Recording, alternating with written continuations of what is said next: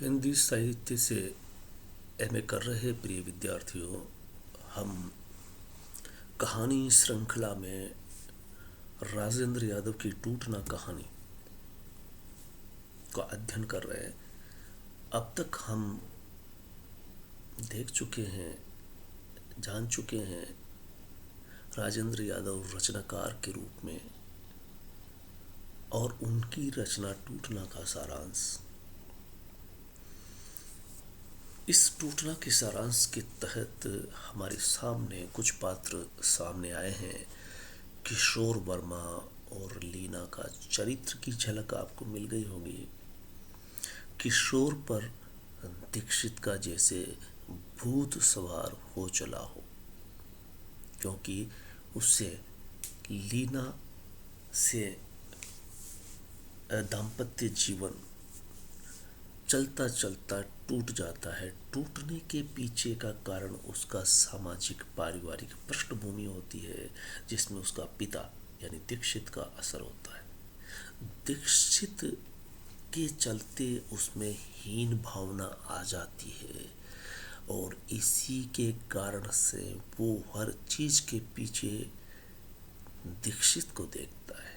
लीना के व्यवहार के पीछे, लीना की सोच और चिंतन के पीछे किसी को पाता है तो दीक्षित को। अंततः वो हर वक्त उठते बैठते हर वक्त यही सोचता है, जैसे उसे वो स्वयं बोल उठता है कि उस पर जैसे दीक्षित का भूत सवार हो चला हो। अब हम देखेंगे टूटना कहानी का सारांश। टूटना के कुछ पात्र जो आपकी निगाह में आए। सर्वप्रथम किशोर वर्मा, जनरल मैनेजर। लीना दीक्षित की बेटी और किशोर की पत्नी हो जाती है, फिर उनके संबंध टूट जाते हैं। किशोर जनरल मैनेजर है एक कंपनी में, वहाँ रामन काम करता है, उसका सहायक है।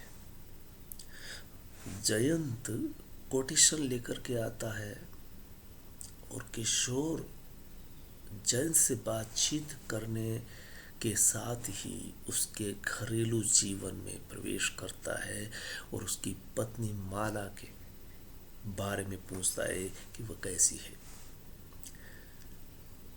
औद्योगिक लेन देन के बिहाफ पर वो कई उद्योगपतियों से बात करता है। उसमें से मिस्टर बर्टन भी होते हैं और मिस्टर गर्ग भी होते हैं। जिस कंपनी या फैक्ट्री में वो काम करता है वो रामजी दास की है। मिस्टर गर्ग जब बात करते हैं तो उसमें एक रामचंदानी को अपने यहाँ लगाने की बात करते हैं। कहानी में कुछ गद्यांश जिसकी व्याख्या करने के लिए आपको दिया जा सकता है। ये एक गद्यांश जो कहानी के अंत में मुझे दिखाई दिया, वो सुनिए और समझिए, फिर इस पर विचार करेंगे। सुबह बर्टन को फोन करना, मैं दिल्ली नहीं जा पाऊंगा। फिर बातें तो बड़े बाबू को ही तय करनी है। वह बहुत थक गया है। 40-42 तक थकान चूस डालती है। अब ढर्रा बदलना ही होगा। अब आखिर उसे जरूरत ही क्या है, वह अब रह ही कहाँ गया है। इसका संदर्भ सबसे पहले हमें सोचना है कि कब कौन किससे क्या कह रहा है। उससे भी पहले ये गद्यांश कहाँ से लिया गया है, रचनाकार कौन है।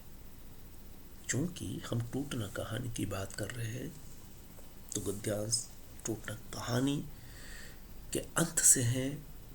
रचनाकार राजेंद्र यादव है। अब बात यह कि कौन किससे कह रहा है।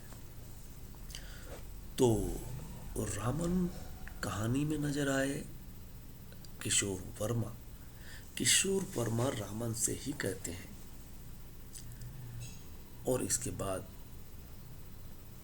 गद्यांश की पंक्तियों पर गौर कीजिए। सुबह बर्टन को फोन करना, मैं दिल्ली नहीं जा पाऊंगा। यानी दिल्ली में जो बात होनी थी बर्टन से, बर्टन को ही फोन कर देना कि जो मेरी बात हुई थी तय करने की, बैठने की, चर्चा करने की, वो मेरे न जाने से है। यानी मेरा जो जाना तय था वो अब नहीं जाऊंगा।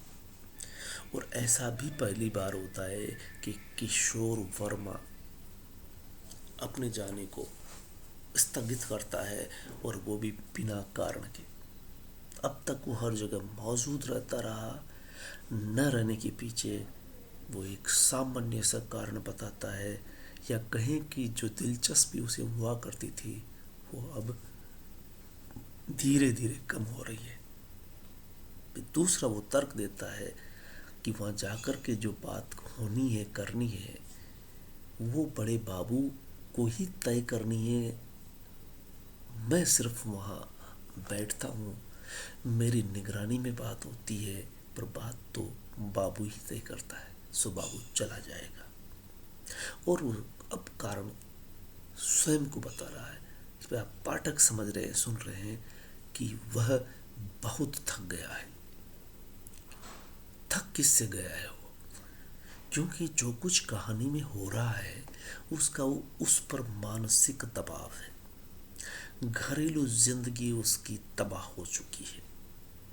वो जिससे प्रेम करता था और जिससे वो कोर्ट में शादी कर चुका होता है, उससे वो 8 साल से अलग रह रहा है। और ऑफिस के कार्य में वो पहले ही व्यस्त रहता था, और उसी दिन उसके पास उसका पत्र आता है। 8 साल बाद जो पत्र आया है उसका, जिसके बारे में सोचना विचारना बंद कर दिया था, या बाकी 8 साल में जिस दीक्षित का भूत उसके सिर पर सवार था, कि दीक्षित जिस कारण से उसे हीन निम्न समझता था वो वहां पहुंच गया है। बशर्ते वो चाहता था कि ये दीक्षित देख ले कि वो क्या चीज है। बल्कि दीक्षित को ये पता होना चाहिए कि जब वो खाना खाता है तब टिप कितने की देता है। शायद उसने कल्पना भी नहीं की होगी। 2-4 रुपए देता रहा, मैं 15-15 की टिप देता हूँ। इस तरह का वो मानसिक दबाव में जी रहा है। कह रहा है कि अब थकान, वो थक गया है पूरी तरह से, क्योंकि 40-42 का हो चला है। और इस वक्त जो थकान आती है वो शरीर को चूस डालती है। अब डर्रा बदलना होगा। वो कहता है ये जिंदगी अब ऐसे नहीं करनी है, क्योंकि वो टूट करके अपना काम करता है। टूट कर इसलिए करता है कि उसे पैसा कमाना है। वो पैसा कमाने के लिए वो इतना वक्त देता है, इसलिए वो अब उस डर्रे को बदलना चाहता है। फिर सोचता है अब आखिर उसे जरूरत ही क्या है। कहानी का पाठक भी समझ जाएगा कि वो अकेला जीव, हर कोई ये कहता है कि मैं परिवार को ऊंचा उठाऊंगा, परिवार के स्तर को ऊंचा उठाऊंगा। उसका परिवार ही नहीं है, उसका खुद का परिवार का कहानी में पता नहीं है। जो बनाया उसने वो बिगड़ जाता है और अकेला हो जाता है। अब आखिर उसे जरूरत ही क्या है। अकेले के लिए इतनी सारे तामझाम की जरूरत भी नहीं है। फिर जब वो दार्शनिक अंदाज में कहता है कि वह अब रह ही कहाँ गया है, यानी उसका वह मैं कहाँ कितना रह गया है। फिर असली बात यह है कि जिस दीक्षित से वो तुलना किया करता था, उस पत्र में ये खबर भी आती है कि दीक्षित तो रहा ही नहीं, मर गया। ये सूचना जब उसे मिलती है तब उसे लगता है कि जिसको दिखाने के लिए कर रहा था वो भी नहीं रह गया है। वह अब रह ही कहाँ गया है, जिसके लिए, जिसको लेकर के, जिसको मकसद की तरह बना करके वो